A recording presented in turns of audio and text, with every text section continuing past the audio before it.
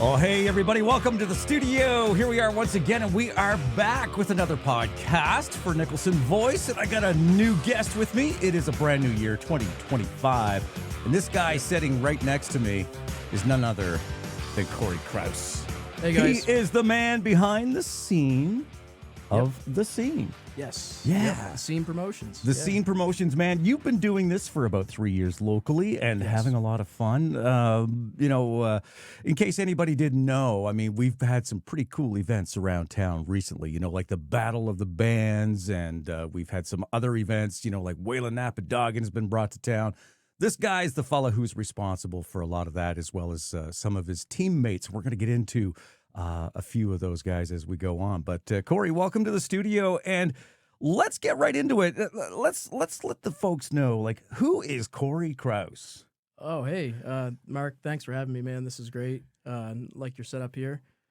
Corey Crouse. Corey Crouse is a person who likes music and is passionate about bringing music to his small town. You and I, we first met at the first Yep. Battle of the Bands, November of 2023, was it not? Somewhere in that range? Yes, it was. A good memory. Well, not bad for an old guy, right? Yeah, exactly.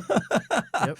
That was the start of it for me, seeing what you could do. And tell us about, getting started with the scene. Like, where did this idea come from for you, and why did you feel that was something you wanted to take on? Well, the scene, it started out just roughly with my friends and I wanting to put on shows in our hometown. We traveled to Toronto, Montreal, Halifax, Boston to go see shows. So we wanted to bring our favorite artists to our town to see if we could do that.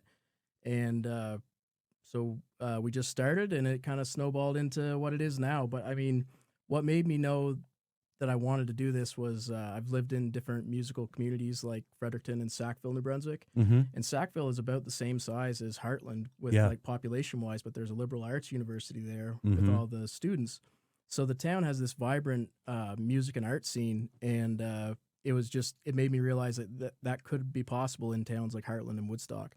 And I mean, there's the music scene in Woodstock has been going for a while, and there's lots of people that have been contributing, like everyone with Dooryard Arts Festival and Sean Albright, Mitch Bigger up in Perth. My friend BJ Downey used to put on shows when we were in I guess I was in high school and then in university, and they were focused on all ages punk rock shows.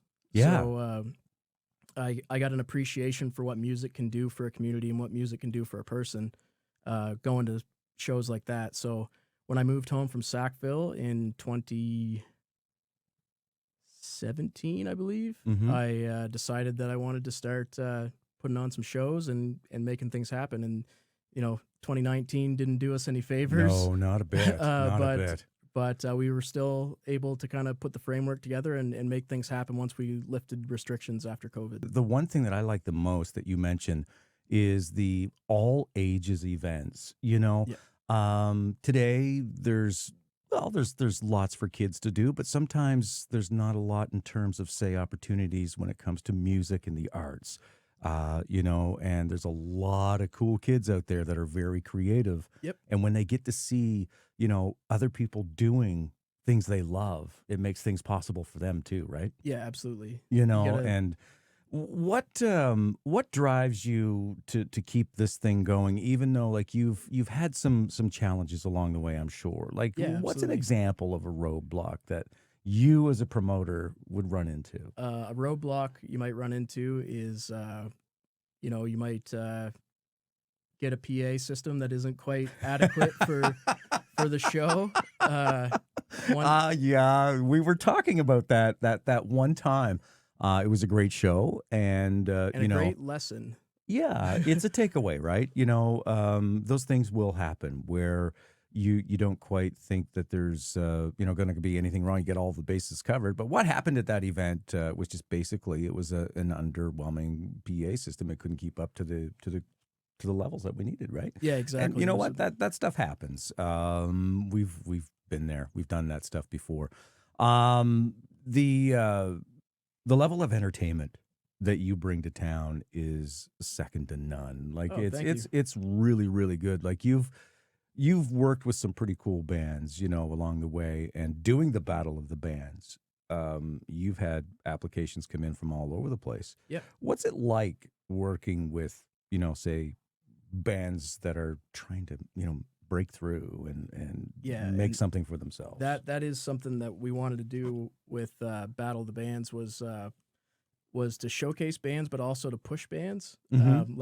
When the Martin Boys entered the first Battle of the Bands, up until that point, to my knowledge, I don't think they'd been playing original music. Right. That was the first time with a band Yep, on with a stage. band, including Yeah. yourself and Yeah. Josh. So We threw it together in a hurry, and I listen back to that and it's like, oh boy. We've come a long way since then too, but yeah, I mean the caliber of the musicianship, like, and especially with this year's Battle of the Bands, you had Zach Ingles, you had the Dooryard Drifters, you had some other cool acts, and I tell you, my personal sort of feedback on this, like, I'm an older guy and I'm kind of traditional, but when I see these kids coming through and they're up on stage, I don't care what genre they're playing. They are enjoying every single moment of yes, that experience, right? And the crowd feels that, and it's just super cool. yeah. It is And super cool to see them do what they do. Battle of the Bands is for everyone who's a music fan. You don't have to be subscribed to a certain genre or not. Like, it's a multi-genre event, and it really brings out the best in everybody's bands and in our town, I think. Yeah, and I was sitting there, and unfortunately I know I couldn't. You asked me to help judge it this year, and I couldn't do that. But how the heck do you pick a winner? That it Like was it was a tough one this year, really. Like, and if you got out to the Battle of the Bands, you definitely would have to agree with us on that. There's no question. I mean, Yep. the quality of the entertainment is second to none. Yep, we Yeah. pick our judges to be a diverse group of people with multiple ranges in the music scene, whether it's Yeah. a casual listener or Hmm. a promoter like someone like Eddie Young or somebody like that.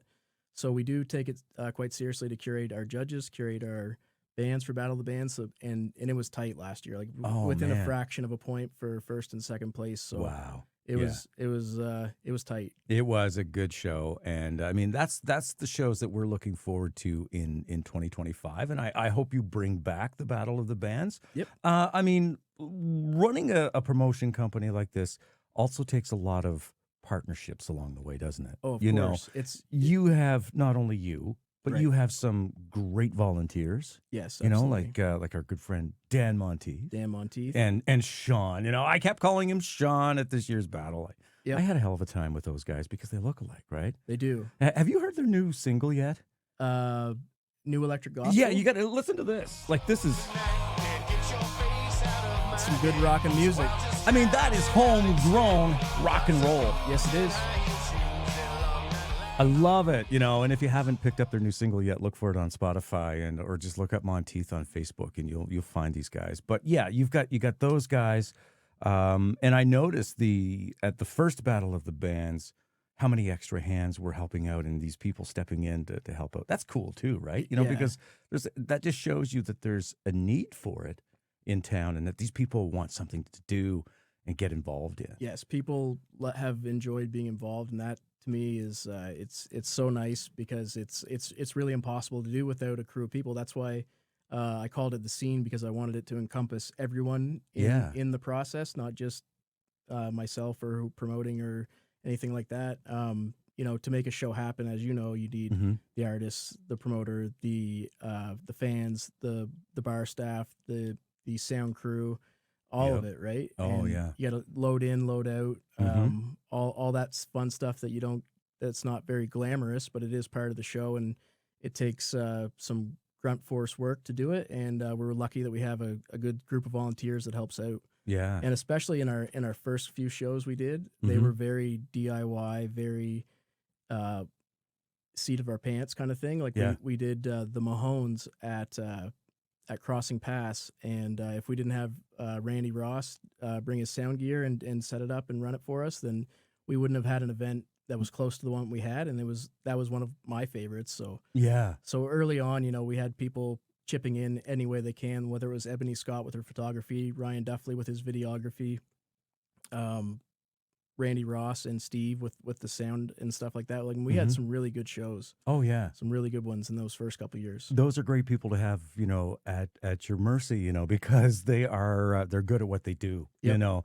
and it's, finding venues, that's, let's get back to that for a moment. It's not always that simple, is it? No, finding a venue, especially in Woodstock, is pretty tough because with my shows, you'd like to try and find a space that fits the event. Mhm. So sometimes it's a loud hardcore band, and sometimes it's a country band. Yeah. Yeah. So sometimes you have listening environments, and sometimes you have space environments where you're going to push and shove and mosh a little bit. Mhm. So finding the perfect venue is tough, but it's vital in making a good event. So Yeah, and you've made some good partnerships along the way too with a couple of local venues, and they're always willing to help out, and that's the big thing Yes. is the folks who run these venues, allowing us to take over their venue and trust in their in our Yes. hands whatever that they're going to be able to hold an event like that and bring some people in and hopefully don't stir a whole bunch of shit. Yeah, no, exactly. Yeah, There's always a few of those we around, haven't right? had any issues with that so far. No, but and you don't get that really with the all ages events, right? No, it's not as bad. it's been great. You get a couple of 5-year-olds outside just duking it out, man. Yeah, that's when it's they're trouble. the ones you got to look out for in the pit. They come for your shins and your ankles, so be careful. Take us into 2025. What's up next for the scene? 2025, we have a run of shows that are booked at Connell House, Okay, and we're going to present those in partnership with Dooryard Arts Festival. nice. And there's one show every month, from February until May. Really? So the only one we have announced so far is Colin Fowley, Okay, and he'll be yes. performing with your friend in LA, a friend of mine, Caleb Painter, Nice. and they'll be performing at Connell House on February 21st.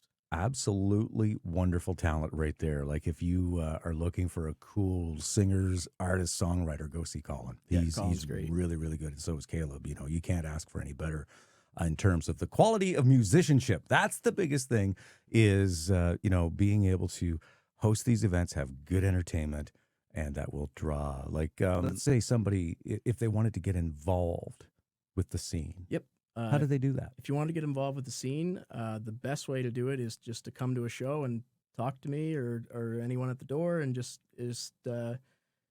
see how you can help out. That's how my current group of volunteers, they came up to me after Battle of the Bands, and they said, I don't know what this is, but I want to be a part of it. That is cool. That was really cool. That makes you feel darn good, though, Yeah, doesn't it? yeah, You're doing something right. If people want to be a part of it, you're doing something right. Yeah, and it is fun. It is fun to be a part of, and we have a good time. And it's I couldn't do it without the help of the volunteers and the people that are contributing to shows. Oh man, I'm so happy for you guys. I mean, because it, like I say, I've always grown up in Woodstock.